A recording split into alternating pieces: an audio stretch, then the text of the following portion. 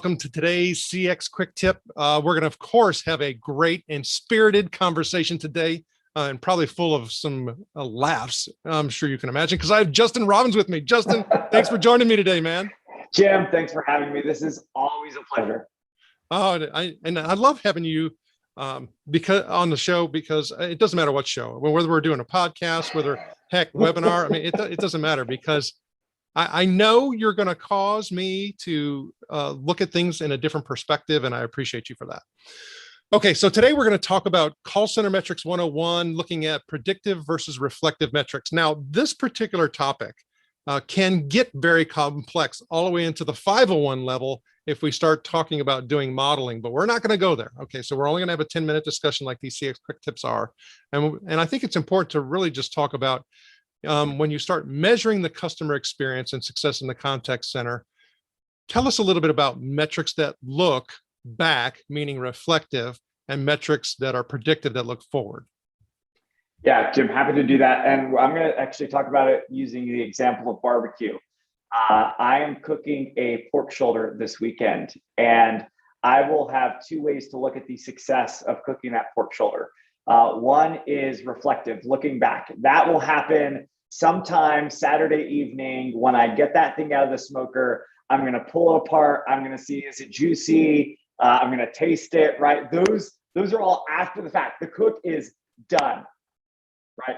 But what's going to happen on Friday? Friday, I'm going to choose what type of wood I'm going to smoke it with. I'm going to choose what seasonings I'm going to cook it with. I'm going to choose what temperature I'm going to cook at and how long I'm going to cook at it. And those things, depending on what I do, those things in advance, right? Those will be predictive of whether or not it'll turn out great on Saturday night. If I rub this thing with smoked paprika and 14, gallons of salt, it's going to be terrible. If I smoke it with poison ivy, it's a bad day. Here's the reality for most of us in our contact centers. We are only checking after the pork is done, right? Everything that we're doing is looking back on what's already happened. What was our service level? What did our customers have to say?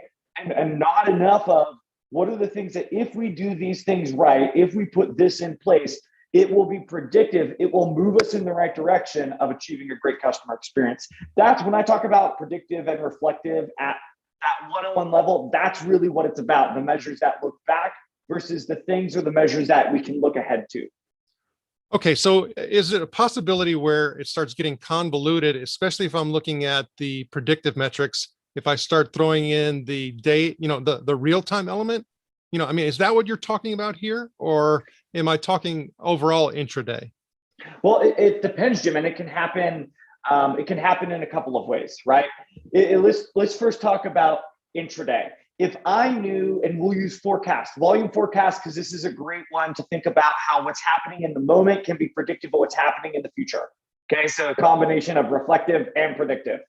If I forecasted that I was going to get, let's just say 10,000 calls today, and I know that based off of historic volume, that by 9 o'clock, I get 5% of those calls, right? That's what's already happened, 5% of the 10,000.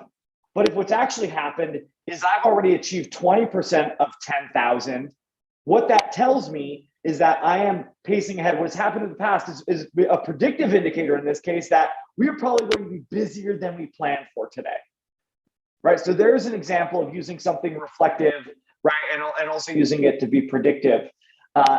Now, another way to think about that exact same measure would be, what have I done to prepare people to be on call for whether or not we're on volume or we're on forecast today, right? That's another way of looking at it, of what can we do to put in place that will be predictive. Hey, even if we're under scheduled, we've got something that we've done. We've got some sort of measure that we put in place to help combat that. Okay, so then I start thinking about looking at scorecards, looking at dashboards, looking at all these different types of indicators that we could select. And I start thinking about, finding the proper balance, because we can easily lean too far in one way or the other, meaning too far in our predictive metrics or too far in our reflective metrics. Can you give us an understanding a little bit about the balance that's needed here? Yeah, I would be shocked and somewhat delighted if most people watching this felt that they found themselves getting most of their time get sucked into being predictive and looking ahead. The reality for most businesses, at least most businesses that I've been inside of their contact center, is you've got leaders that are so sucked up in the whirlwind of the day that they are looking at things that are based off of urgency, not necessarily importance, let alone strategic importance. And so when this comes down to what are they looking at, we are often looking at the warning signs that things have already gone off the rails. We're looking at the fact that we've got high wait times, or we've got this many dissatisfied customers.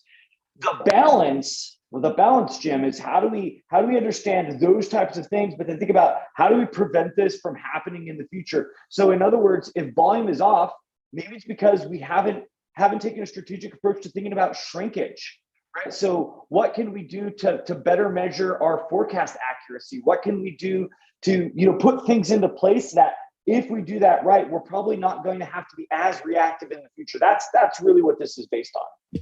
Okay, as you're talking, I start reflecting upon some of my experiences in my past in operations, and I start thinking about what you're saying to me is, depending on what level I am within the hierarchy of the contact center, I should be focusing in on certain metrics based on what I can control, right?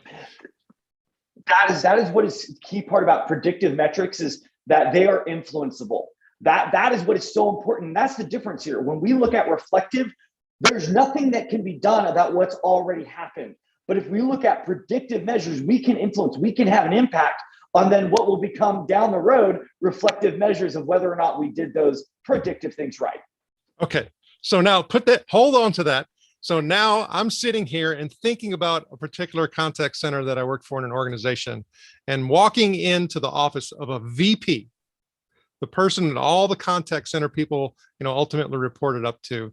And she has a reader board with the call statistics on her desk. That was a pain in the rear company to work for, because we were micromanaged to death. Anytime anything went into queue, guess what? She hopped out of her desk, came downstairs to the call center, and was essentially seeing what was going on. That's not fun. Not fun at all. So I would dare to say that if I am in a strategic position within the organization, I should have a heavier focus on, some of those predictive and strategic metrics, and then let those people who can handle the day-to-day really handle some of those reflective or building up to metrics. Would that be a correct assumption?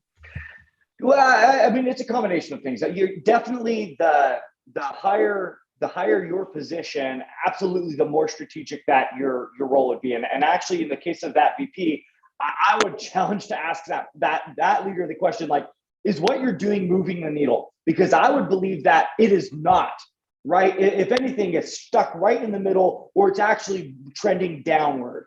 So yes, if you're in a seat of kind of real, I don't like saying in a seat of real influence, but if you've got a seat at an executive level within your business, right, and you have access that, if I'm just a supervisor, one of 20 supervisors, 4 layers removed from my executive team, I can lead with influence, but my influence is not the same as somebody who's the VP of contact center, right? As an example of that. So yes, I do think those people probably need to be focused, in very strategic minded, very kind of thinking at what will be predictive. But the only reason that they can do that is because they're really, really good at understanding which reflective measures do they need to spend their time on, or what can their team spend time. Again, it's not mostly reflective, it's not mostly predictive, right? It really is just going to depend on different parts of your business and different priorities in any given moment. Well, I'll tell you, for me, I mean, this is so that particular organization, it wasn't a situation of, needle moving or stagnant. It was like almost like a toxic scenario. So this is exactly what happened. Is the contact center leader, one of the contact center leaders that was running the operation, ended up having a nervous breakdown. Another one became an alcoholic while in the position. And then me, myself, I lasted a whole 90 days because I couldn't handle it. I mean, it was just like, it was ridiculous. And that's what happens with a lot of the metrics that we have in our organization, is that we drive people freaking crazy. So if I think about this is, how can we really, or what advice would you give in order to engage others to achieve the KPIs that we really, our customers expect, and then our company, really deserves, and as well as, and that means our people as a whole. Sure. So a lot of what I've talked about already today, Jim, comes from a book called The Four Disciplines of Execution. I think it's a great read for any leader, but in particular, someone is focused on measuring success in your business. The first part, and they talk about this quite a bit in the book, is having a very clear understanding of what's the wildly important goal. So to me, the way I often to ask this question to a business leader is, if you could snap your fingers, if you could wave a wand, what is the number one challenge in your business that you would solve today? That often comes down to me as what should be perhaps wildly important, right? The number one challenge, or it's what's the number one strategic priority that you have this year, right? Either way, what's your top challenge and the number one thing you're trying to do? That's question one. Second is, do you have access to the insight that is giving you a view on whether or not you're making progress towards achieving that, right? Or you've actually achieved it in some way, shape, and form. That comes out to the idea of predictive and reflective. And most often for business leaders, they either don't have access to it, like access to the data. They have access to the data, but there's too much that they can't take action on it. Or they have access, they kind of have an idea of what the data is telling them, but then they don't have stakeholder alignment, right? So it's really those three things. So number one is, do you know what's wildly important? Number two is, do you have a clear vision of what's predictive or reflective of achieving whatever that thing is? And then the third piece is, do you have the right people at the table? Do you have the team aligned that you need to actually make change? That's really at the simplest level, kind of how I would get started in going after this problem, Jim. Justin Robbins, thanks, man. Like I said, always causing me to think differently. It allowed me to share a story I haven't shared in a long time either. So I'm still recovering from the PTSD on that one. Sure. But how do the CX Quick Tip listeners actually get in touch with you, Justin? Yeah, easy. Social media, I'm at Justin M. Robbins. Also shoot me an email, justin@cxeffect.com. Justin Robbins is also a frequent contributor to CX Global Media. Justin, thank you for sharing your knowledge and wisdom, and we wish you the very best. Thanks, Jim.